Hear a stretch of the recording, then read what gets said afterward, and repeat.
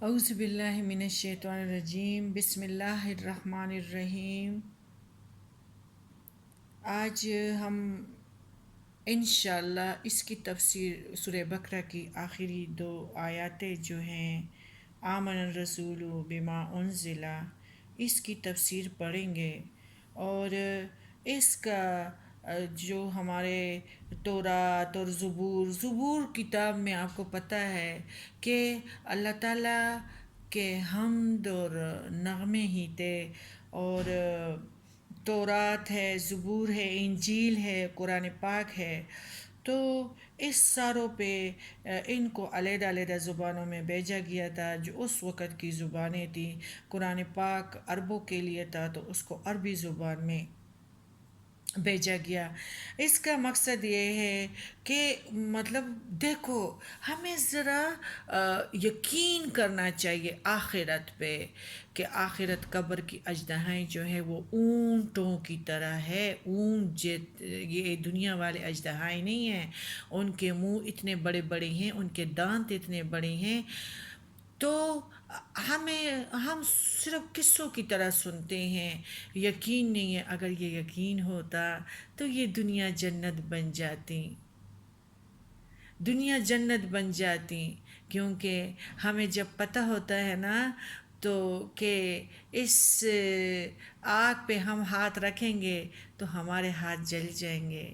تو ادھر ہاتھ بھی نہیں رکھتے۔ جب ہمیں معلوم ہوتا ہے کہ ادھر ہم ہاتھ رکھیں گے تو ادھر سے ہمیں کرنٹ ملے گی، اگر گمان بھی ہو تو ادھر ہاتھ نہیں ڈالتے، ہاں۔ لیکن ہمیں یقین کیا کہ ہمیں گمان بھی نہیں ہے کہ نزاع کے وقت تو کچھ پتہ نہیں چلے گا، اس وقت تو جو ہمارے اعمال ہے، اگر حساب اللہ تعالیٰ نے آسان کیا اور حلال پروان گوشت پوش خون چڑھا ہو ہمارے بدنوں پہ، اور اگر ہم میں سخاوت آتا یعنی کسی کو دیا ہو، اخلاق، لقمہ، کسی کا کمر پکڑنا، کسی کا مدد کرنا، تو انشاءاللہ باقی اللہ تعالیٰ بہت محبت کرنے والے ہیں۔ ہم بہت ہی مجبور اور لاچار ہیں، لیکن مجبوری اور لاچاری کی باوجود بھی ہم باغی ضرور ہیں۔ ہم نے باغیوں کی لباس کو اپنایا، ہم نے باغیوں کے کردار پہ فخر کرنا شروع کیا ہے، اور ہم نے دین اسلام کا خزانہ جو ہے وہ پس پش ڈال دیا ہے، اور خوف خدا اور فکر آخرت تو ہے ہی نہیں۔ اللہ تعالیٰ کرے کہ ہم اس اندھیریوں سے نکل آئے اور اللہ تعالیٰ کی حکموں کی خلاف ورزی چھوڑ دیں اور اللہ کی محبت کی طرف دوڑیں، آمین۔ آج ہے ہمارا آمن الرسول۔ نبی کریم صلی اللہ علیہ وآلہ وسلم نے فرمایا ہے کہ جو شخص رات کو یہ دو آیات سورہ بقرہ کی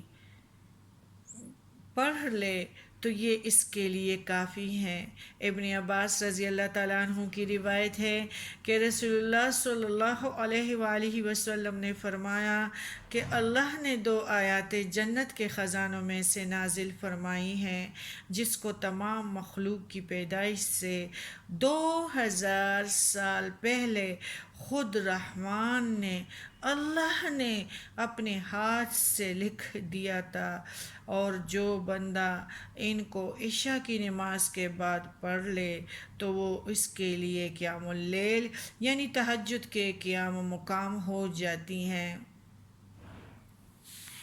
اور نبی کریم صلی اللہ علیہ وآلہ وسلم نے فرمایا کہ اللہ نے سورہ بقرہ کو ان دو آیاتوں پر ختم فرمایا ہے جو مجھے اس خزانے خاص سے عطا فرمائی ہیں جو عرش کے نیچے ہیں، اس لیے تم خاص طور پر ان آیاتوں کو سیکھو اور اپنے عورتوں کو اور بچوں کو سکھاؤ۔ اس لیے حضرت عمر فاروق رضی اللہ تعالیٰ عنہ اور حضرت علی رضی اللہ تعالیٰ عنہ نے فرمایا، ہمارا خیال ہے یہ ہے کہ کوئی آدمی جس کو کچھ بھی عقل ہو وہ سورہ بقرہ کی ان 2 آیاتوں کو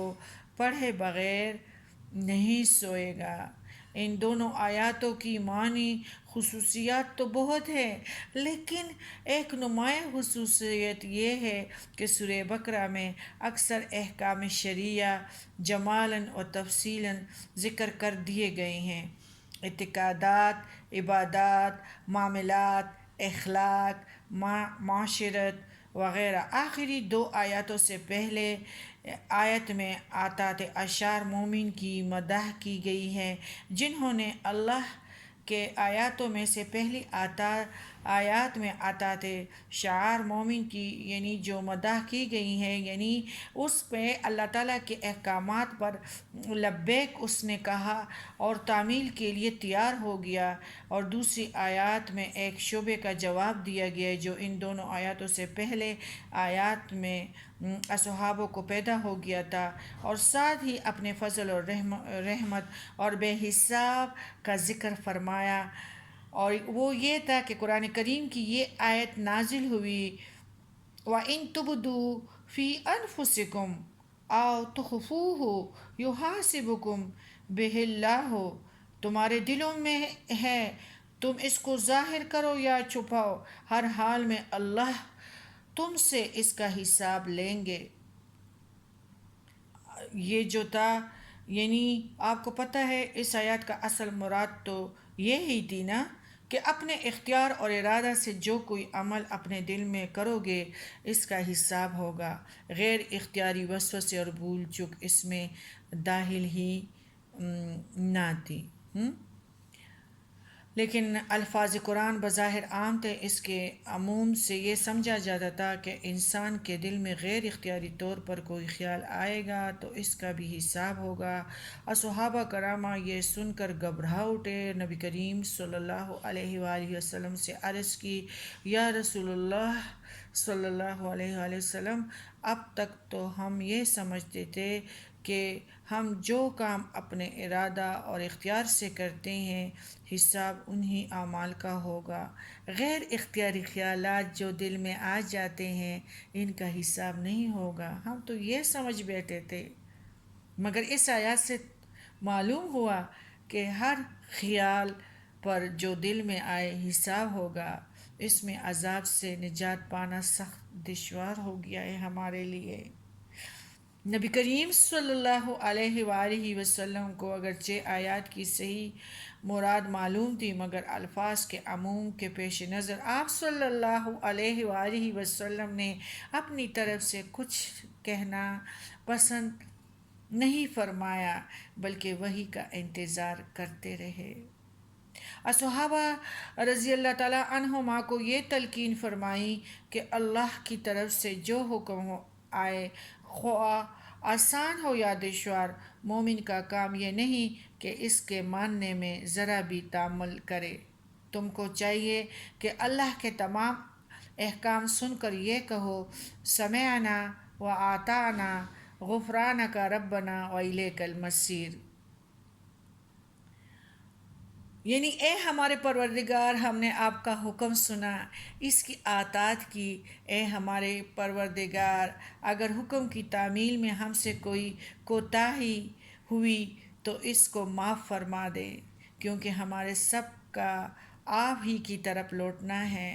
صحابہ رضی اللہ تعالیٰ عنہما نے نبی کریم صلی اللہ علیہ وآلہ وسلم کے حکم کے مطابق ایسا ہی کیا۔ ان کے ذہنوں میں یہ خیال کھٹک رہا تھا کہ بے اختیار دل میں آنے والے خیالات اور جو وساوس سے بچنا تو سخت دشوار ہے۔ اس پر اللہ نے یہ سورہ بقرہ کی آخری 2 آیت نازل فرمائیں، جن میں سے پہلی آیات میں مسلمانوں کی مدح اور دوسرے میں اس آیات کی اصل تفسیر بتلائی، جس میں صحابہ کرام رضی اللہ تعالیٰ عنہ کو اشتباہ پیش آیا تھا۔ اس کی پہلی آیات دیکھتے ہیں، کہ آمن الرسول بما انزل الیہ من ربہ والمؤمنون کل آمن باللہ وملائکتہ وکتبہ ورسلہ لا نفرق بین احد من رسلہ وقالوا سمعنا واطعنا غفرانک ربنا والیک المصیر لا يكلف الله نفسا إلا وسعها لها ما كسبت وعليها ما اكتسبت ربنا لا تؤاخذنا إن نسينا أو أخطأنا ربنا ولا تحمل علينا إصرا كما حملته على الذين من قبلنا ربنا ولا تحملنا ما لا طاقة لنا به واعف عنا واغفر لنا وارحمنا انت مولانا فانصرنا علی القوم الکافرین آمین۔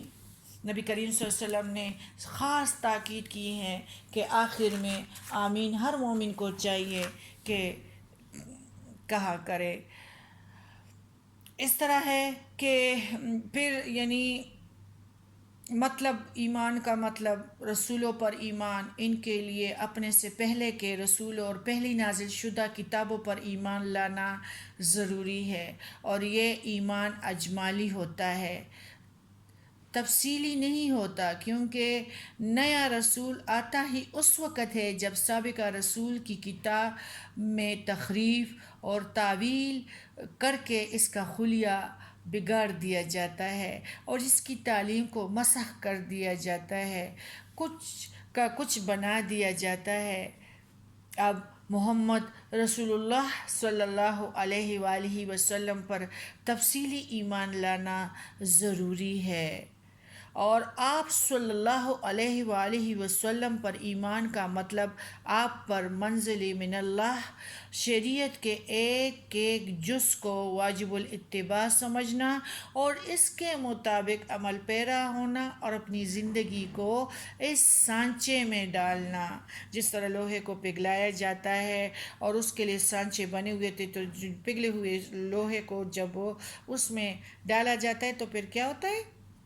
وہی شیپ وہ اختیار کر لیتی ہیں۔ مسلمان کو بھی چاہیے کہ ذرا یہ چیز میں نے گمان کی بات کی ہے نا پہلے، اور یقین کر لے کہ ہم نے اللہ کی طرف جانا ہے۔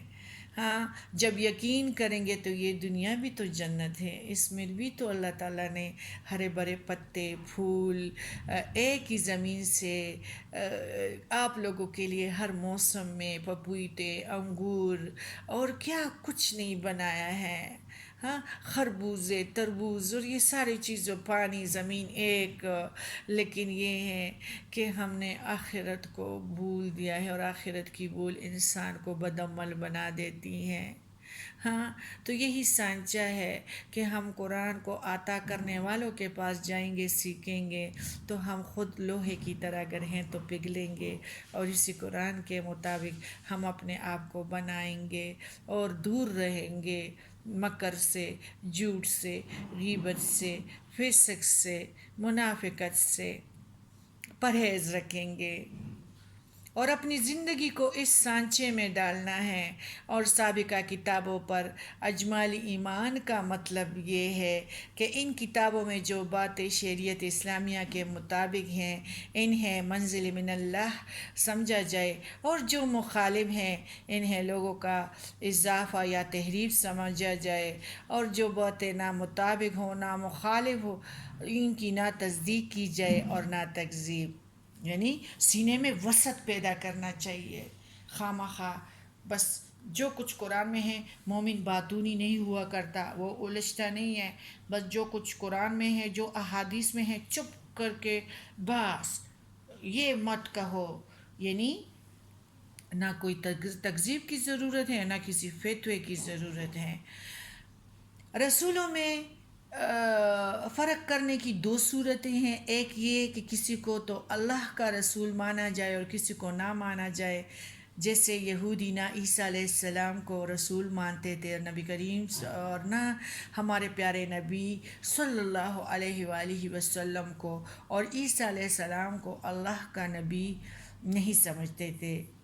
مسلمان ان سب کو اللہ کے نبی اور رسول مانتے ہیں، ان کے نبی یا رسول ہونے میں کوئی فرق نہیں کرتے۔ دوسری صورت یہ ہے کہ باللحاظ نبوت سب انبیاء کا درجہ برابر اور وہ سب ایک سطح پر ہوتے ہیں اور باقی تمام مخلوقات سے افضل ہوتے ہیں۔ ایسی ہی صورت کو ختم کرنے کے لیے ہمارے پیارے نبی کریم صلی اللہ علیہ وآلہ وسلم نے فرمایا کہ کسی کو ایسا کہنا درست نہیں کہ میں یونس بن متی سے بہتر ہوں، اور ایک دوسری روایت میں ہے کہ جو شخص یوں کہیں کہ میں یونس بن متی سے بہتر ہوں، اس نے جھوٹ بولا۔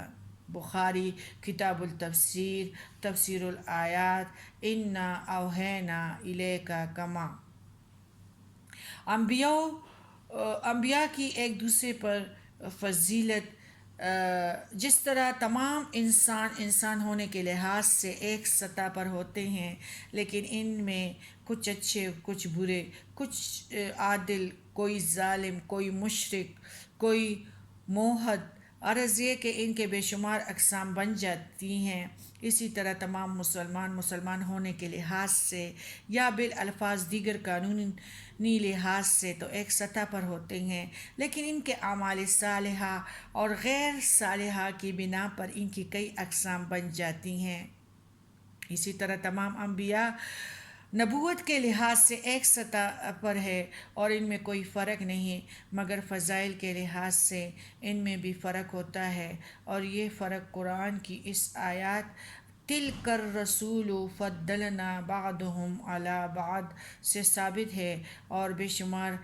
احادیث صحیحہ سے یہ ثابت ہے کہ محمد رسول اللہ صلی اللہ علیہ وآلہ وسلم سب انبیاء سے افضل ہے، اور پھر اس کی امت وسط یعنی جس طرح انسان میں کمر کی زبردست حیثیت ہے، تو اس طرح امت وسط کا اللہ تعالیٰ نے اس لقب سے نوازا ہے۔ پھر سزا اور جزا کا جو کلیہ ہے، اللہ اپنے قانون سزا و جزا کا کلیہ بیان فرمایا، یعنی جو کام کسی انسان کی استطاعت سے بڑھ کر ہیں، ان پر انسان سے باس پرس نہیں ہوگی۔ باس پرس تو صرف اس باتوں پر ہوگی جو انسان کے اختیارات اور استطاعت میں ہو، اور جہاں انسان مجبور ہو جائے وہاں گرفت نہیں ہوگی، مگر اس اختیار اور استطاعت اور مقدوریت کا فیصلہ انسان کو نہایت نیک نیتی سے کرنا چاہیے، کیونکہ اللہ تو دلوں کے راز تک جانتا ہے۔ آج ہم پاگلوں کو قرآن سکھانے کے لیے منتخب کرتے ہیں، اور جو پائلٹ اور انجینئر بنتے ہیں ان کو یہ بھی نہیں کہتے کہ قرآن کو تو ترجمے سے لسنر بن کے ذرا سیکھو۔ قرآن یہ والی جو ہماری بدنیتی ہیں اس کو بھی اللہ تعالیٰ جانتا ہے۔ قرآن پہ غور اور تدبر اور آخرت پہ پکا یقین، میں نے گمان کی اور یقین کی بات بھی کی کہ ہم اس طرح تو سانپ بھی سارے زہریلے نہیں ہوتے، لیکن ہر سانپ پہ ہم ہاتھ نہیں ڈالتے کیونکہ ڈرتے ہیں۔ اگر گمان بھی ہو تو ہم ہاتھ نہیں ڈالتے۔ ہمیں آخرت پہ،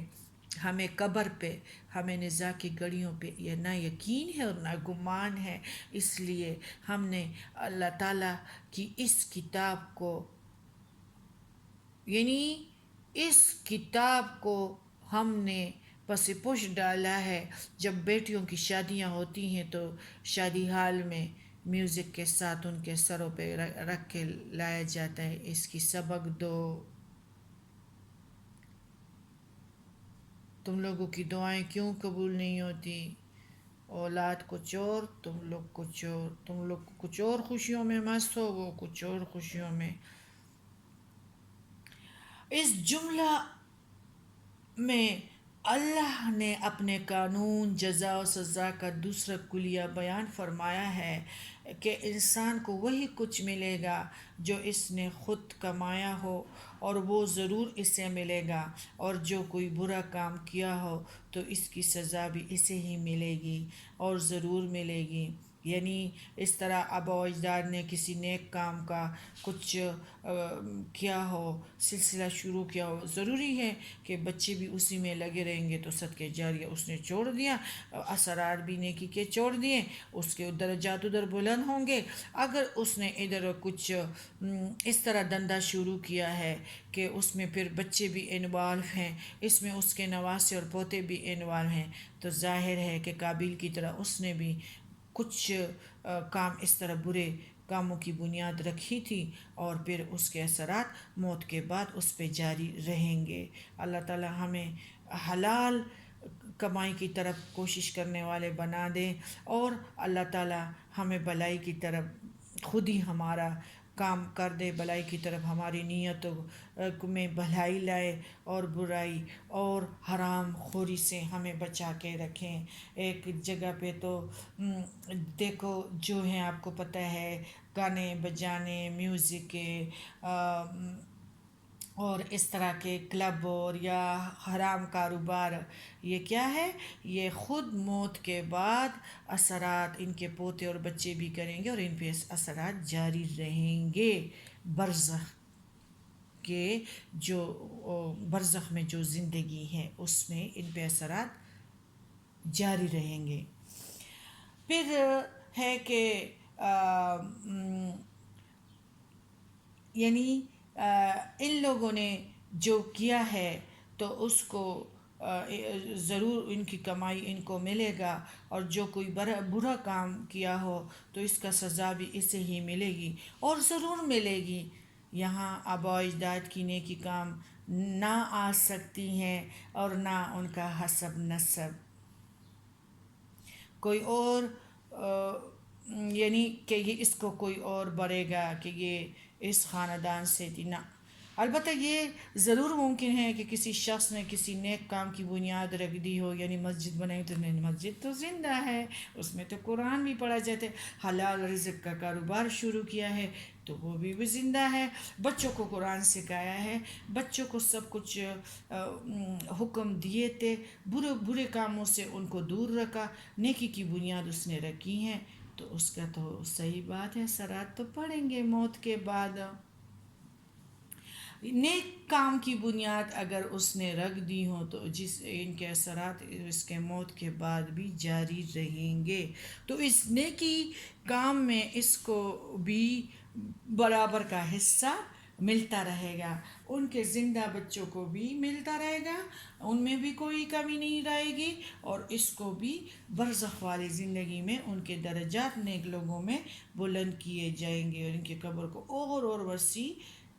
کر دیا جائے گا۔ اسی طرح اگر کسی شخص نے کسی برے کام کی بنیاد رکھی ہو، اور اس کے موت کے بعد بھی اس کے اثرات جاری رہیں، تو وہ اس برائی کی گناہ میں بھی برابر کا حصہ دار ہوگا۔ یہ اصول قرآن اور بہت سے احادیث صحیحہ سے ثابت ہیں۔ بہرحال یہ ممکن نہیں کہ جس بلائی یا برائی انسان کی نیت اور صحیح و عمل کو کچھ دخل نہ ہو، اس کی جزا سزا یا اس میں کچھ حصہ اسے مل سکے۔ خطا و نسیانہ، پھر ہے نسیان، انسان بھول جاتا ہے، نسیان ہے، بھولنے والا ہے۔ اللہ نے دعا کا یہ جملہ خود ہی مسلمانوں کو سکھا کر نہ صرف اس کی سابقہ ہلچال کو ختم کر دیا، بلکہ مزید تسلی و تشفیق کا سامان بھی مہیا فرما دیا۔ ان کا ہلچال یہ تھا کہ دل میں پیدا ہونے والے خیالات ہمارے اپنے اختیار میں نہیں ہوتے، ان پر مواخذہ نہ ہو، اور اس آیات کی روح سے ظاہر اعمال جو بھول چک سے صادر ہوں، ان سے بھی معافی کی اور درخواست سکھائی گئی، اور جب دعا قبول کرنے والا ہی یہ دعا سکھا رہا ہے تو اس کی قبولیت میں پھر کیا شک ہو سکتا ہے۔ ہمارے پیارے نبی کریم صلی اللہ علیہ وآلہ وسلم نے فرمایا کہ میری امت سے خطا و نسیان کو معاف کر دیا، سبحان اللہ۔ پھر ہے دیکھو سابقہ شریعتوں میں یہاں بوجھ سے مراد سخت قسم ربنا ولا تو ہم ملنا مالا طاقت لنا بھی، یعنی وہ بوجھ نہ ڈالیے، یعنی سخت قسم کے شرعی احکامات تھے اور شریعتوں میں، جس طرح موسیٰ علیہ السلام کی بچڑے کی جو عبادت کی گئی، تو پھر ان کے توبے کا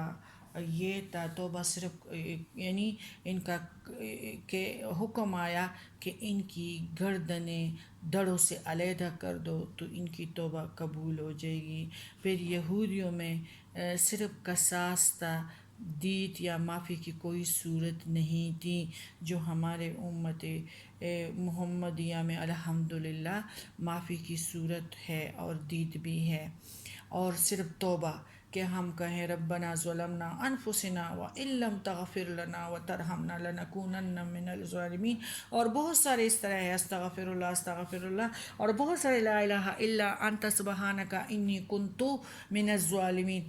یعنی بہت ساری اس طرح دعائیں ہیں کہ اللہ تعالیٰ نے سورہ عمران میں خاص و خاص اور سورہ بقرہ میں ہمیں سکھا دی ہیں، تو اس سے اللہ تعالیٰ توبے کو قبول کرتا ہے۔ ہاں، کتنا آسان طریقہ ہے۔ اچھا، ان پر زکوٰۃ چوتھا حصہ تھی، اور کپڑے پہ اگر کوئی یعنی ناپاک یا کچھ پیشاب لگ جاتا تو اسے کاٹ دیا جاتا تھا یا جلا دیا جاتا تھا۔ غنیمت جو تھا یہ لوگ نہیں لے سکتے تھے، وہ آسمان سے بجلی آتی تھی اور اس کو خراب کر لیتے تھے، جبکہ ہمارے نبی کریم صلی اللہ علیہ وسلم پہ اس طرح ہو گیا کہ حلال ہو گیا، اور وہ مسلمان پیارے نبی مسلمانوں میں تقسیم کرتے تھے۔ اس طرح بہت ساری آسانیاں پیارے نبی کی امت کو مل گئی۔ اللہ نے ایسے سخت احکام میں پیارے نبی کے لیے، پیارے نبی کی امت کے لیے تخفیف فرما دی۔ سبت کا سخت معاملہ تھا ہمارے لیے، صرف تھوڑی دیر کے لیے، ہاں، ہفتہ پورے وہ لوگ گھروں میں رہتے تھے، تجارت کاروبار نہیں کر سکتے تھے، ہمارے لیے صرف جمعے کے وقت تھوڑی دیر کے لیے، باقی حکم ہے کہ پھیلو اور زمین میں اپنا رزق تلاش کرو۔ یہ آیات اس دور میں نازل ہوئی جب کافروں سے شدید محاذ آ رہی تھی، اور بہت سے نازک موقع پر رسول اللہ صلی اللہ علیہ وسلم نے ایسی دعائیں مانگی ہیں، بالخصوص غزوہ بدر اور غزوہ خندق کے موقع پر آپ صلی اللہ علیہ وسلم نے جو دعائیں مانگی، جو دعائیں فرمائیں، ان کا ذکر کثرت سے صحیحہ احادیث میں موجود ہیں۔ اس دعا کے اختتام پر بعض اصحاب سے آمین کہنا ثابت ہے، اور ایک روایت میں ہے کہ رسول اللہ صلی اللہ علیہ وآلہ وسلم نے ان آیاتوں کے بعد آمین کہنے کی ترغیب دی ہے۔ نبی کریم صلی اللہ علیہ وآلہ وسلم نے فرمایا کہ جو شخص رات کو سوتے وقت سورہ بقرہ کی آخری 2 آیات پڑھ لے تو وہ اس کی کفایت کرتی ہیں۔ بخاری کتاب المغازی، یعنی اللہ کی طرف سے نصرت اس کے شامل حال رہتی ہے۔ السلام علیکم ورحمۃ اللہ وبرکاتہ۔